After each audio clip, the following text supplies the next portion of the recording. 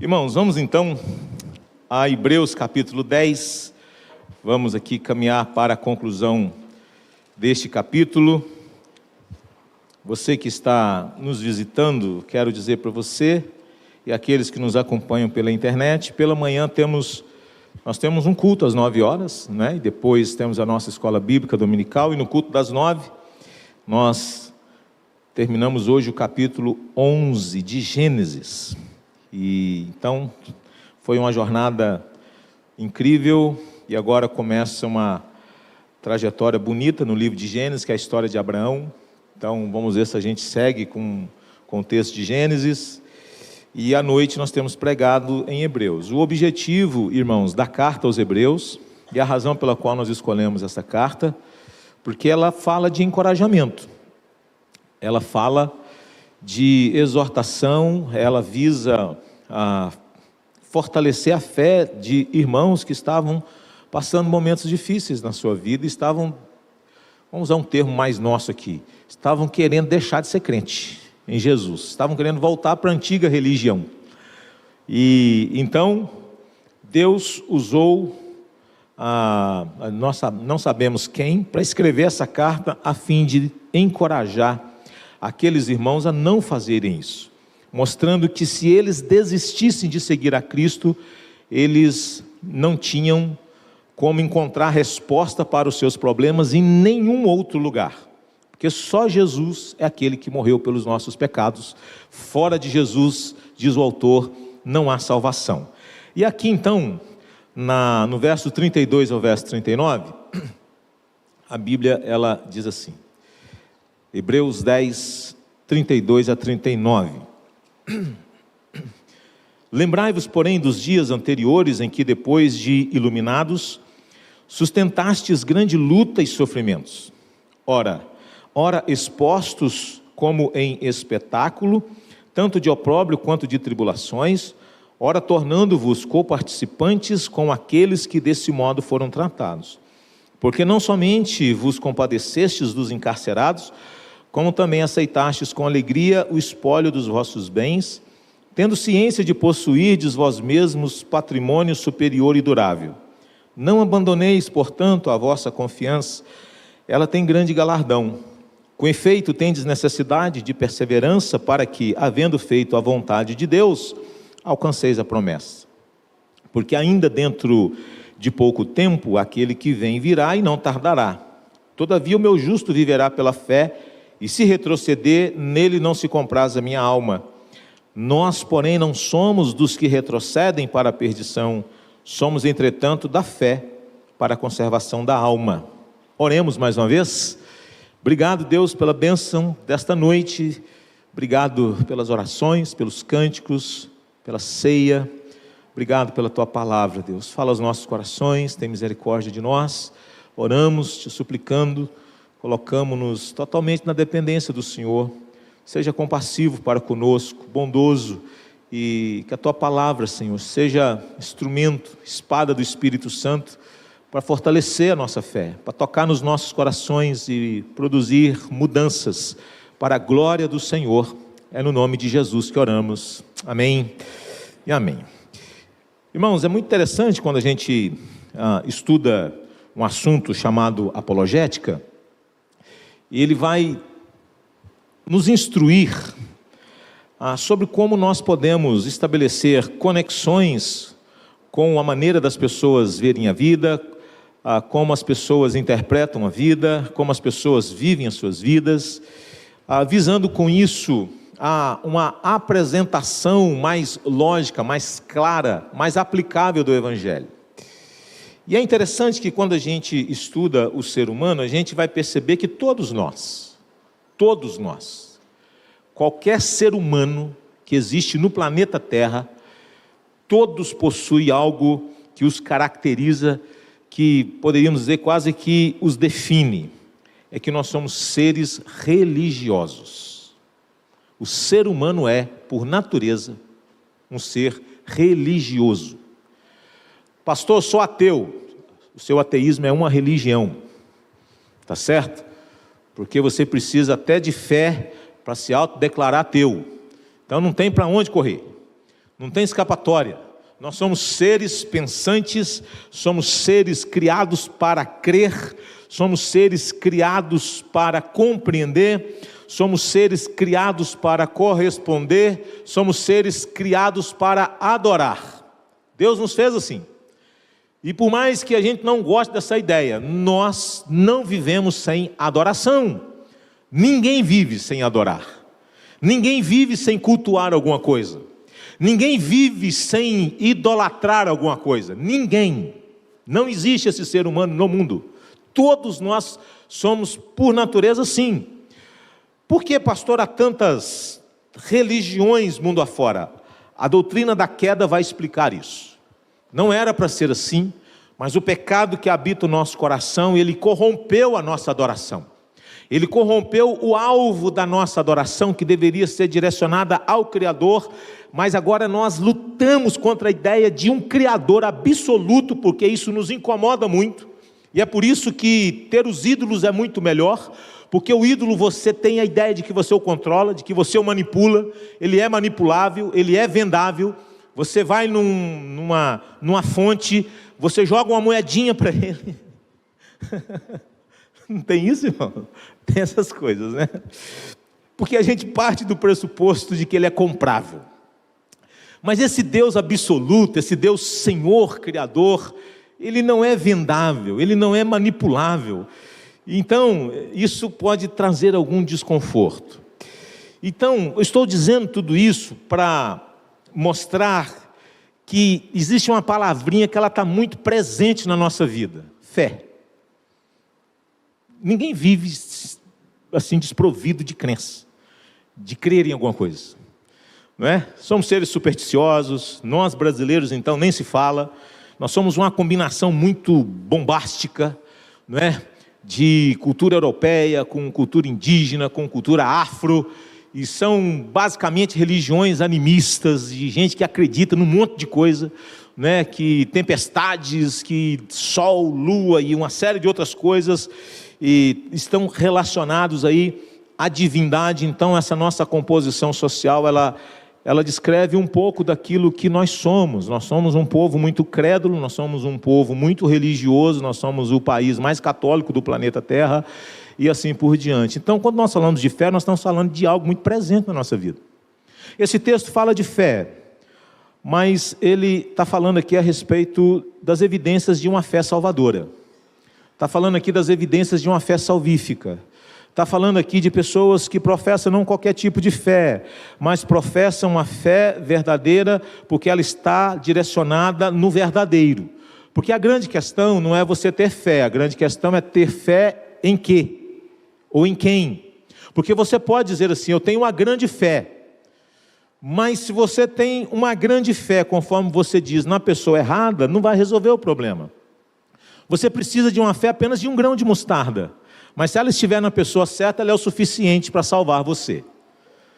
Spurgeon disse uma vez que uma pequena fé pode levar você para o céu, mas ele disse que uma grande fé pode trazer o céu até você. Então, esse texto fala um pouco sobre as evidências de uma fé que salva, de uma fé que transforma.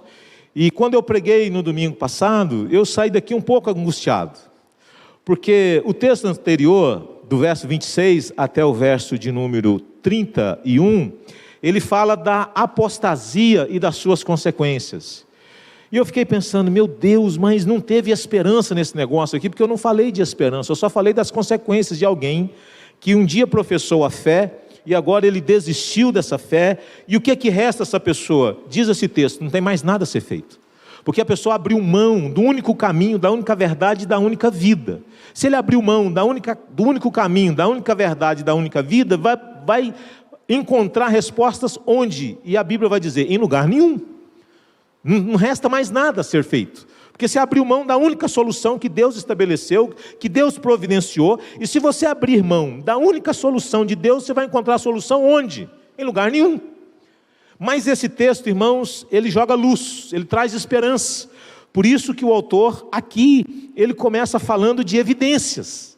Ele começa falando de obras, ele começa falando daquilo que aqueles irmãos já haviam experimentado, e é por isso que eu penso que ele está falando aqui destas evidências de uma fé salvadora. Ele sai então de uma exortação muito forte, e ele agora começa a fazer uma recordação. Isso é muito bonito, né? De vez em quando a gente precisa recordar algumas coisas, porque recordar é viver, né, irmãos? Eu gosto de recordar algumas coisas da vida. Algumas não muito, mas há recordações que elas são agradabilíssimas, elas são boas demais da conta, não é? Então, ele traz um pouco aqui de recordação, e com isso ele está querendo encorajar aqueles irmãos ao falar de coisas que eles já haviam experimentado, de coisas que eles já haviam praticado. Ele está dizendo para eles assim: gente, olha para aquilo que vocês já fizeram, vocês já deram provas abundantes dessa graça de Deus na vida de vocês. E então eu quero caminhar aqui e tirar desse texto 3 coisas a respeito disso, né? Quais são as evidências então dessa fé salvadora? Primeiro está aí no verso 32, 36, é que ela nos leva a perseverar, mesmo que seja no sofrimento. Uma fé salvadora, irmãos, ela não paralisa você. Uma fé salvadora, mesmo que você esteja passando pelo vale da sombra da morte, você prossegue, você vai adiante, você não desiste, você continua crendo, você vai adiante. Ele diz: lembrai-vos, porém, dos dias anteriores em que, depois de iluminados, aqui está falando dessa experiência espiritual que eles tiveram, e aí então ele vai dizer: vocês começaram depois, vamos usar um palavreado mais nosso aqui, depois que vocês se tornaram crentes, depois que vocês foram recebidos lá na comunidade, depois que vocês passaram a fazer parte de uma igreja visível, porque esses irmãos não eram desigrejados, eles aceitaram a Cristo, vou usar esse termo para a gente entender, se tornaram crentes, cristãos, e eles passaram a fazer parte de uma igreja local, eles começaram a ter que lidar com sofrimento. E o texto diz: vocês sustentaram grande, não é isso que está aí? Grande luta e sofrimento.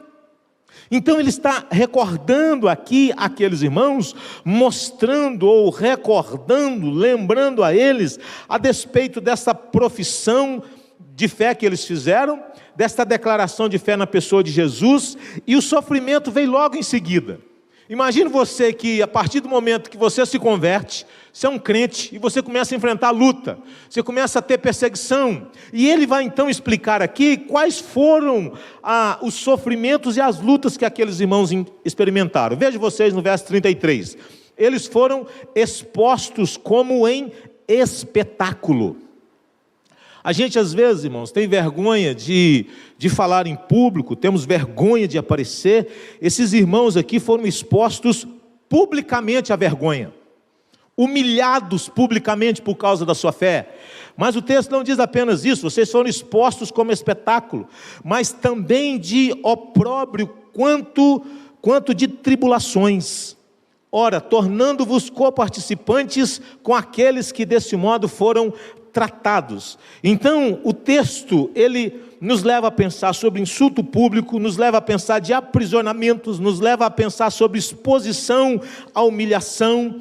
Mas não apenas isso, o texto vai falar também que eles perderam bens, ficaram mais pobres. Gente que perdeu o emprego, gente que tinha alguma propriedade, o império foi lá e confiscou. Você não pode ter porque a sua religião não é aceitável nesse império. Vocês são antigoverno, vocês não gostam de nós, a sua religião não é tolerada. Olha o que diz aí o verso, a parte do verso 35, 34, porque não somente vos compadecestes, mas veja só, como também aceitastes com grande alegria o espólio dos vossos bens. Então vejam vocês, irmãos, que quando um imperador conquistava um território, ele levava todos os bens daquela civilização, não é? E aqui então, os patrimônios, os bens dos irmãos foram confiscados. Pessoas que da noite para o dia já não tinham mais os seus empregos, já não tinham mais os seus negócios, já não tinham mais os seus comércios, porque isso foi proibido, foram profundamente prejudicados, perda de bens materiais.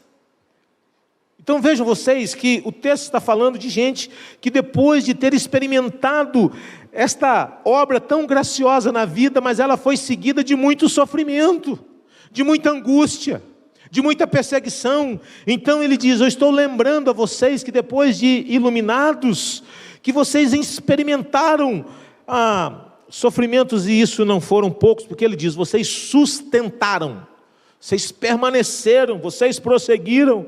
Então ele chama a atenção desses irmãos para esta fé que perseverou em meio a muitos sofrimentos. E ele está lembrando eles a respeito disso, porque ele está querendo o quê? Ele está querendo encorajar aqueles irmãos. Fala assim: irmão, você caminhou tanto, irmão, você era, mais ou menos que dizendo assim, você era uma bênção. Irmão, você era uma pessoa assim, você tinha tais qualidades. Irmão, você cantava. Irmão, você lecionava. Irmão, você tinha uma capacidade tão maravilhosa. O que está acontecendo com você, meu irmão, que você está desanimando? O que está acontecendo com você, meu irmão, que você não está servindo mais? É quase que falando algo assim, sabe? Já usou de argumentos assim para tentar encorajar um sujeito? Meu irmão, mas o que está acontecendo com você, meu irmão? Irmão, você era uma bênção. Eu fui para aquela igreja por sua causa. Quem já não teve uma experiência assim? De olhar para alguém, ter nele uma referência, e de repente aquele que era a sua referência, a fé desvaneceu, foi embora. Você pensa: nossa, o cara era minha referência, agora acabou. Então o autor está aqui dizendo: gente, eu estou lembrando a vocês das coisas que vocês viveram, das coisas que vocês passaram. Olha quantas coisas vocês não suportaram por causa de Jesus, e vocês permaneceram. Como assim, querer desistir? Não. Segunda coisa que ele vai nos ensinar aqui, não só dessa perseverança em meio ao sofrimento, mas ele fala de compaixão e aceitação.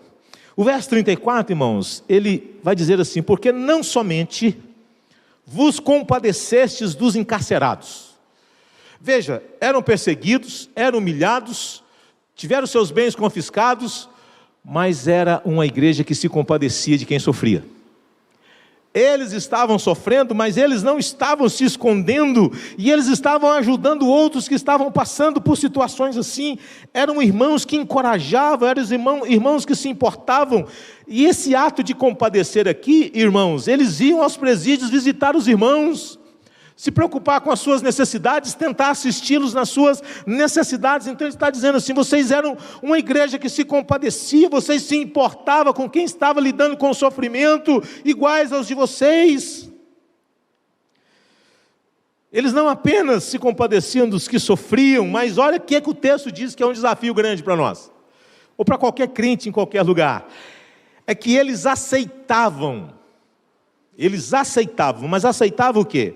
Veja aí, como também aceitastes o espólio dos vossos bens. É isso que está aí? Não, vocês aceitavam com alegria.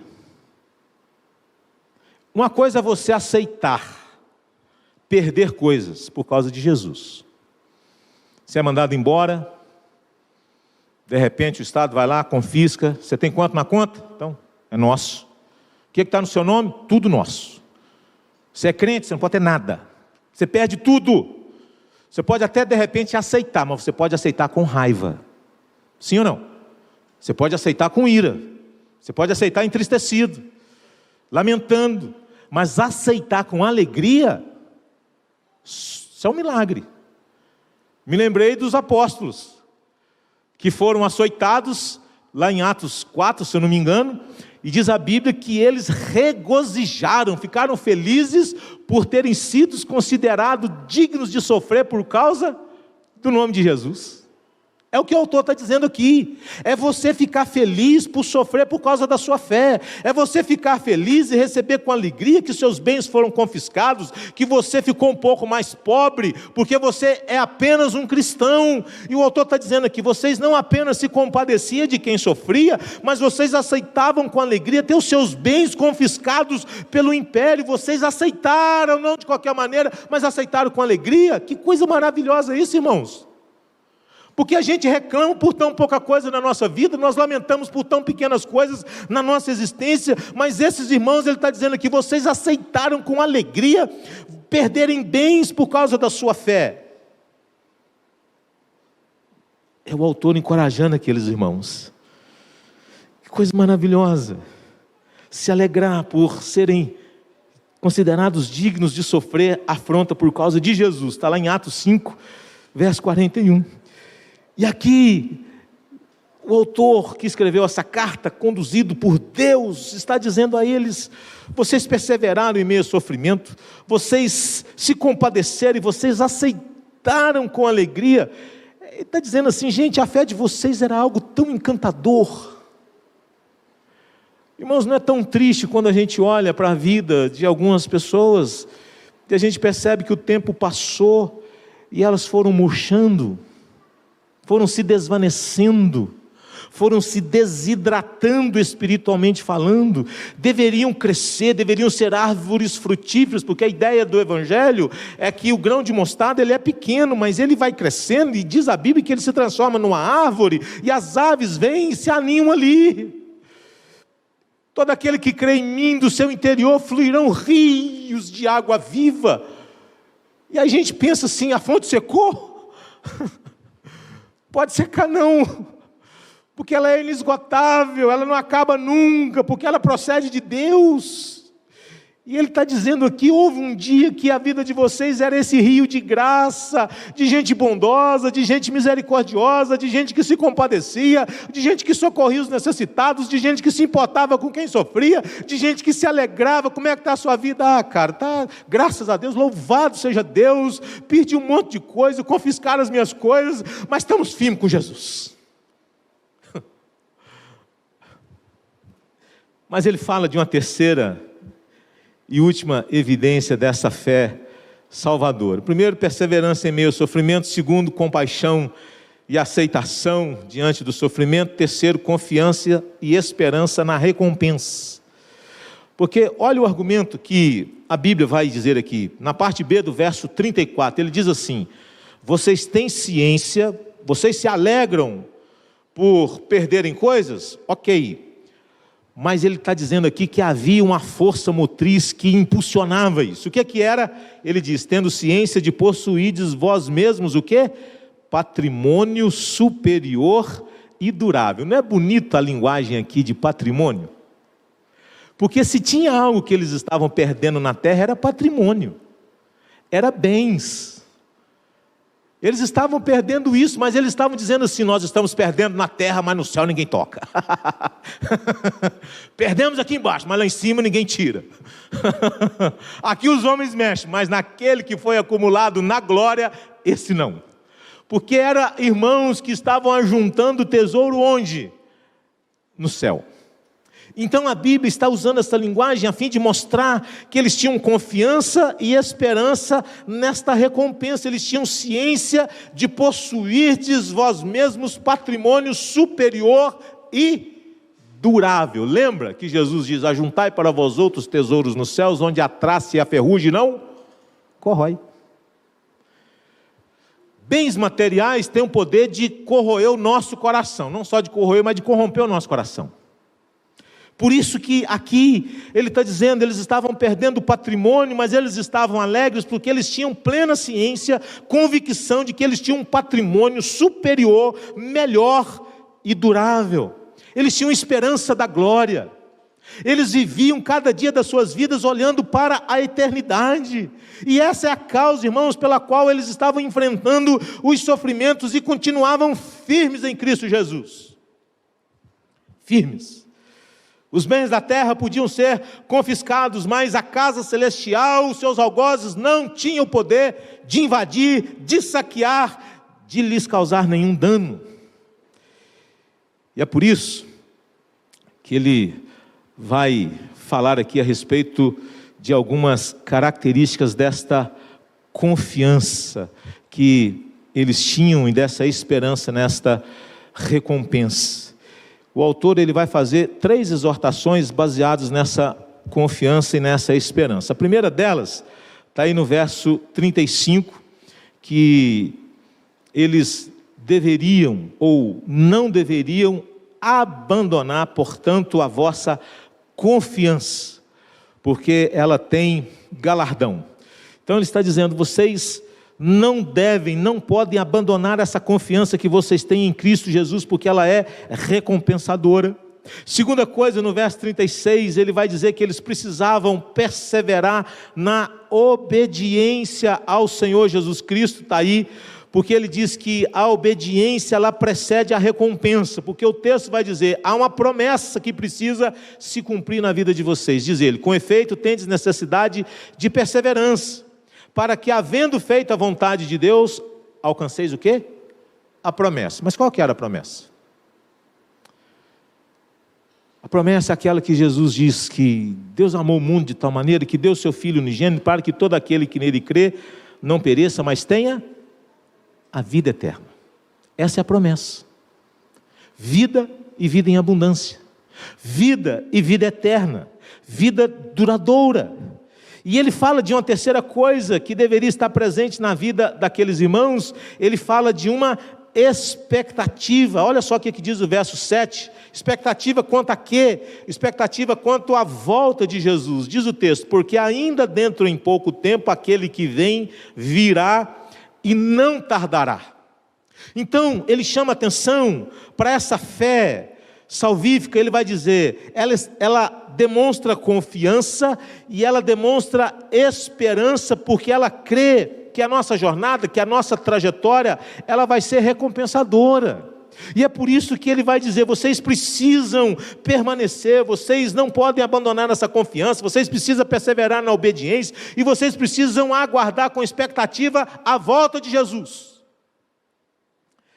E aí então, ele vai falar sobre a fé, no verso 38, quando ele diz, todavia o meu justo viverá pela fé. E veja vocês, irmãos, que ele estava mais ou menos dizendo assim, que aguardar a volta de Jesus é viver pela fé e não pelo que se vê. E aqui ele vai fazer uma citação de Abacuque, capítulo 2, verso 3 e 4. Trazendo esse texto, o autor estava chamando a atenção para que eles deveriam aguardar e aguardar no tempo de Deus, no tempo apropriado de Deus. E aqui então, irmãos, a Bíblia ainda vai nos ensinar sobre 3 coisas a respeito desse aguardar a manifestação de Jesus e aguardar em fé. E a Bíblia vai falar sobre 3 características dessa fé. O que é viver pela fé? O meu justo viverá por fé. E o que é essa fé, então, traduzindo, ela traz de aplicação para nós? Ele vai dizer aí no verso 37, quem vive pela fé espera. Quem vive pela fé não desiste de esperar. Quem vive pela fé vive com esperança, né? Porque ainda que dentro em pouco tempo aquele que vem virá e não tardará. Então viver pela fé é viver esperando, é viver aguardando ansiosamente. Ele vai dizer que quem vive pela fé agrada a Deus, porque a fé nos conduz a uma vida de obediência. Ter fé, não ter obediência, não adianta. Aquele que tem os meus mandamentos e os guarda, esse é aquele que ama a Deus. Então, ter fé, diz aqui, é traduzido por obediência. A fé, ela nos conduz a isso, diz a Bíblia, quem vive pela fé agrada ao Senhor. Verso 39, ele vai dizer, quem vive pela fé não volta atrás. Quem vive pela fé não desiste. Quem vive pela fé prossegue. Quem vive pela fé não retrocede. Quem vive pela fé não justifica. Quem vive pela fé não relativiza. Quem vive pela fé não fica procurando argumentos para dizer por que não se envolve mais, por que não participa mais, por que desistiu, por que não frequenta mais, por que não está mais em comunhão, que é muito comum a qualquer um de nós. Mas ele diz, quem vive pela fé, ele não volta atrás. Nós, porém, não somos dos que retrocedem. Veja que o autor se coloca aqui nessa condição. Nós não somos dos que retrocedem. Irmãos, todo crente deveria estar alicerçado nessa convicção. Nós não somos dos que retrocedem, mas nós somos daqueles que avançam, daqueles que vão adiante. E é tão bonito que ele está preparando aqui o cenário para falar sobre a fé. O capítulo 11 inteiro, ele vai usar exemplos de pessoas que viveram pela fé. Então ele vai falar de coisas muito bonitas, não é? A respeito do que é a fé. Valerá muito a pena. Então, quando ele traz aqui a citação de Abacuque 2, ele estava dizendo mais ou menos assim, que a fé nos leva a fixar os olhos naquele que há de se manifestar, a fé aceita e confia na justiça de Deus, a fé não desaparece na presença do sofrimento. Então, ele chama a atenção para essa fé que é verdadeira. Ele diz, se a fé é verdadeira, irmãos, vocês vão prosseguir, vocês vão permanecer, vocês não vão desistir, vocês não vão voltar atrás. Por isso que ele chama a atenção para as características dessa fé que permanece, não é? Dessa fé que é duradoura, dessa fé que prossegue, não dessa fé que desiste, pelo contrário, ela vai adiante. E é por isso que depois, no capítulo 11, ele vai definir o que é a fé, ele vai usar exemplos de pessoas que viveram pela fé, e a fim de, com isso, encorajar ainda mais aqueles irmãos.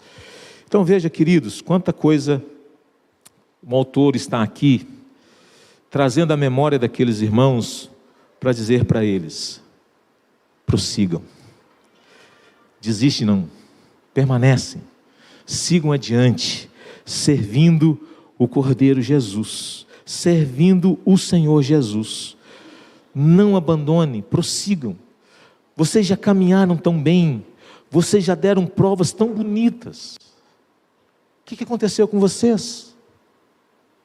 Lembra daquelas cartas lá de Apocalipse que Jesus fala para a sua igreja assim, falou para a igreja de Éfeso, lembra depois de onde caíste, arrepende-te e volta à prática das primeiras obras. Irmãos, esse é um exercício, o autor está fazendo aqui um caminho, não lembrando a eles de onde eles caíram, mas lembrando a eles desse momento tão bonito da espiritualidade deles. Olha para o seu próprio coração e você há de concordar comigo que houve um momento na sua vida que talvez você fosse mais crente, mais animado, mais entusiasmado, mais participativo, mais presente, mais dinâmico, mais assíduo, e as coisas foram acontecendo, e o seu coração foi esfriando, e você se tornou uma pessoa assim.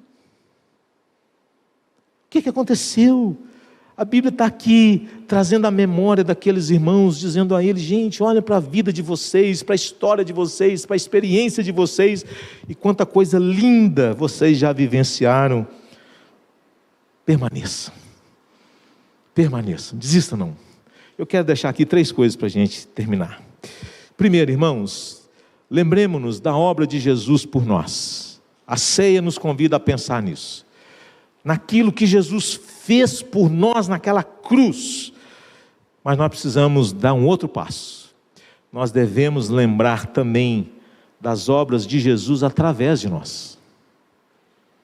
Não apenas, irmãos, o que Jesus fez por nós, mas no que Ele fez através de nós. E talvez uma palavra para você, meu irmão, que já foi um cara tão firme, você, minha irmã, que já foi uma mulher assim tão apaixonada, tão entusiasmada, e as coisas foram sumindo da sua mente, do seu coração, o coração já não arde mais quando você ler a palavra, já não tem mais lágrimas nos olhos, já perdeu aquele encantamento. Não, nós precisamos lembrar daquilo que Jesus já fez através das nossas vidas, da sua vida. Quem sabe se entusiasmar de novo, reavivar o dom de Deus que há em você de novo. Não foi isso que Paulo falou para Timóteo? Eu estou dizendo para você, Timóteo, reavives o dom de Deus que há em você, Timóteo. E nós precisamos, irmãos, pensar nisso, porque senão a gente vai ficando assim murcho, a gente vai perdendo o encanto, e a Bíblia não quer isso, Deus não quer isso. Então lembre do que Jesus fez por você, mas lembre de quanta coisa Deus já fez através de você. Segunda coisa, irmão, nós somos desafiados a suportar os sofrimentos por causa de Cristo, mas a Bíblia diz que nós devemos fazer isso com alegria. E se alegrar, irmãos, quando as coisas não vão bem na nossa vida é um desafio, mas alegria é característica do crente. Alegria é fruto do Espírito Santo. Alegria é evidência de quem está no reino de Deus. E se existe algo que impacta a vida das pessoas é quando nós demonstramos isso, não forçando, não fingindo, passando por momentos mais duros da vida. Porque é muito comum a gente lamentar, o comum é a gente reclamar, o comum é a gente se vitimizar, mas se alegrar quando a gente está passando por momentos tensos da vida, isso é de um testemunho absurdo. Porque as pessoas não entendem isso. Como assim? De onde que vem um negócio desse? A pessoa está aí numa situação tão delicada, tão difícil, passando por momentos tão difíceis, mas a pessoa está numa frequência, não é assim, não? Está numa frequência que você pensa, como assim? Uma coisa que envergonha a gente. Enfrente as lutas, mas enfrente com alegria. E se está faltando alegria, peçamos ao Senhor, peçamos àquele que pode dar, que é o Espírito Santo de Deus. Santo Espírito, eu tenho andado triste, eu tenho andado abatido, eu tenho me deixado levar pelas circunstâncias. Não faz isso não, me enche de alegria mesmo em meio à dor e ao sofrimento. Terceira coisa para terminar, é que a nossa esperança, irmãos, em Cristo não pode ficar limitada apenas às coisas dessa vida. E aqui está talvez o grande foco às vezes da nossa vida, é o aqui e agora. Mas a Bíblia diz, se a nossa esperança em Cristo se limita apenas a esta vida, nós somos o quê? Os mais infelizes de todos os homens. Por isso que aqueles irmãos sofriam, aqueles irmãos estavam alegres, mas eles estavam olhando para lá. É lá, irmão, é lá que tudo acaba, é lá que Deus vai enxugar dos nossos olhos toda a lágrima, porque aqui não tem jeito, aqui a gente sai de uma, a gente, como diz o outro, sai do espeto, cai na brasa. Tem para onde correr não, sim ou não? Não tem jeito não, irmão. Viver nesse mundo caído é isso. A gente vai celebrando, a gente vai bacana, a gente vai chegar lá na frente, 100 anos, e vai olhar para trás, louvado seja Deus, quanta coisa boa, mas você sabe, está chegando. Falei hoje de manhã, a gente parabeniza as pessoas, mas ninguém tem coragem de dizer assim, menos um, hein? Você nunca vê ninguém fazendo isso, mas eu creio que a gente precisa começar a alertar as pessoas, menos um, hein? Menos um, cara, você está pronto? Você está preparado? Mas não foi isso que o Senhor falou para um homem que um dia bateu no peito dizendo, tens aí, ó minha alma, muito dinheiro, muito depósito para muito tempo. Ele ouve uma voz dizendo assim, esta noite se pedir a tua alma, o que você tem preparado e para quem será? Irmãos, onde é que eu e você vamos passar a nossa eternidade? Porque a Bíblia diz que só existe 2 destinos, não há um caminho intermediário. E eu acho bom você acreditar naquilo que os crentes dizem, porque se nós estivermos certos, irmão, como a Bíblia diz que é verdade as coisas, vai ser muito tenso para quem viveu a vida inteira não crendo nessas verdades. Mas se nós estivermos errados, está tudo certo, você vai morrer, vai acabar tudo mesmo. Entendeu o que eu estou querendo dizer? Se nós estivermos certos, você vai chegar do lado de lá, você vai lamentar. Igual aquele cara lá de Lucas 16, que olhou e viu lá o Lázaro, consolado, dizendo, pai Abraão, manda que ele vá à minha casa paterna, porque eu tenho 5 irmãos, e eu não quero que eles venham para esse lugar de sofrimento. Tem jeito mais não, acabou. Seu destino está selado, Zé. Você lembra que você viveu no luxo? Nada contra o dinheiro, mas é porque ele se transformou num servo do dinheiro. Virou um ídolo do seu coração. Não amava ninguém, não usou o dinheiro para abençoar a vida de ninguém, usou tudo que tinha para si mesmo, mas não fez nada em prol de ninguém. Mas agora ele está aqui, consolado. Não dá mais, acabou, né? Então, se nós estivermos certos, conforme a Bíblia diz, devemos estar preparados, irmãos. Se porventura tudo que nós estamos dizendo aqui for mentira, a gente vai morrer e não haverá memória de nada. Acabou. Aniquilamento, conforme algumas religiões dizem. Então está tudo certo. Você foi abençoado, tudo que nós ensinamos aqui fez de você uma pessoa melhor, uma esposa, um profissional, você foi bênção, morreu, acabou. Mas se a coisa continua, é bom a gente pensar onde a gente vai passar a eternidade. é bom a gente começar a pensar que cada ano que a gente completa, eu estou dizendo porque eu vou fazer 50 mês que vem. Mês que vem não, nós já estamos em março, né? É agora. E quando eu fiz 40, eu fiquei 30 segundos depressivo. 30 segundos eu fiquei ruim. Irmão, eu fiquei ruim, 30 segundos. Meu Deus, 40. Porque eu fui multiplicando assim, em decimais.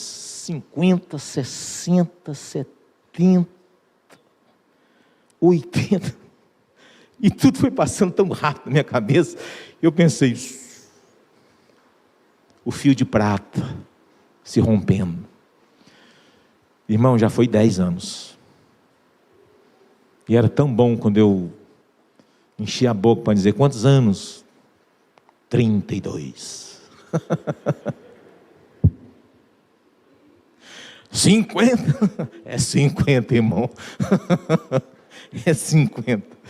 Daqui a pouco é hora de voltar para o pó. A gente brinca, mas é sério, não é verdade, irmãos? O que a gente tem preparado? Se a nossa esperança em Cristo se limita apenas a isso aqui, irmãos, seremos os mais infelizes de todos os homens. Deus tem mais, muito mais. Tem algo muito melhor. Por isso, os crentes são aqueles que creem não apenas numa vida, mas eles acreditam numa vida que é eterna. Isso é alegria nossa. Porque o nosso Senhor, o nosso Salvador, Ele está vivo. Jesus Cristo está vivo, está à destra de Deus. Então, pensemos nisso, em nome do Senhor Jesus, e vamos orar para que Deus nos dê cada vez mais destas evidências dessa fé, que é salvífica, que é salvadora. Vamos colocar de pé, vamos orar?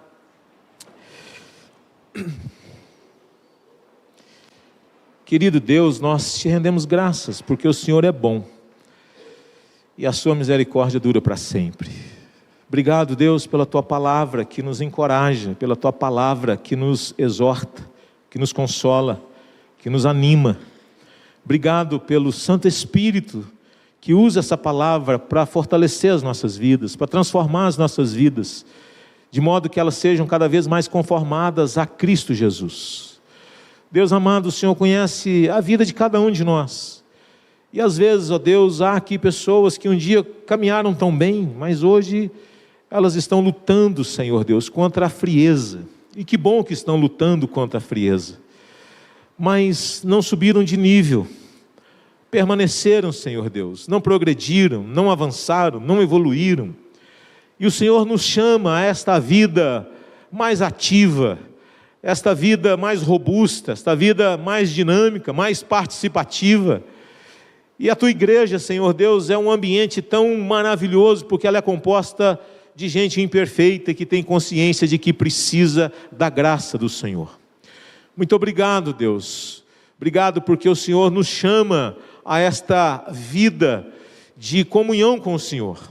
Obrigado porque o Senhor nos chama a perseverar, o Senhor nos chama a permanecer, confiando, seguindo adiante, olhando firmemente para o autor e consumador da nossa fé.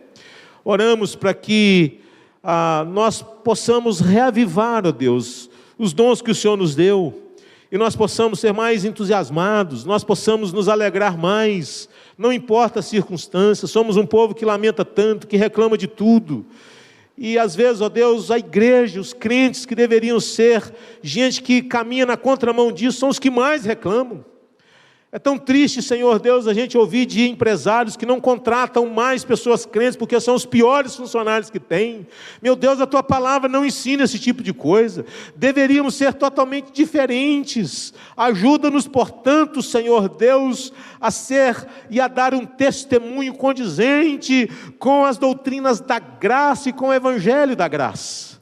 Tem misericórdia de nós, de modo a não darmos motivos para que esta obra tão graciosa, ela seja ridicularizada.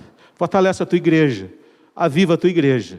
Nós oramos assim agradecidos no nome de Jesus. Queridos irmãos, que a graça maravilhosa do nosso Senhor e Salvador Jesus Cristo, que o eterno amor de Deus o Pai, as doces e eternas consolações do Espírito Santo, irmãos, seja com todos vocês, com toda a igreja de Jesus, hoje e sempre. Amém? e amém.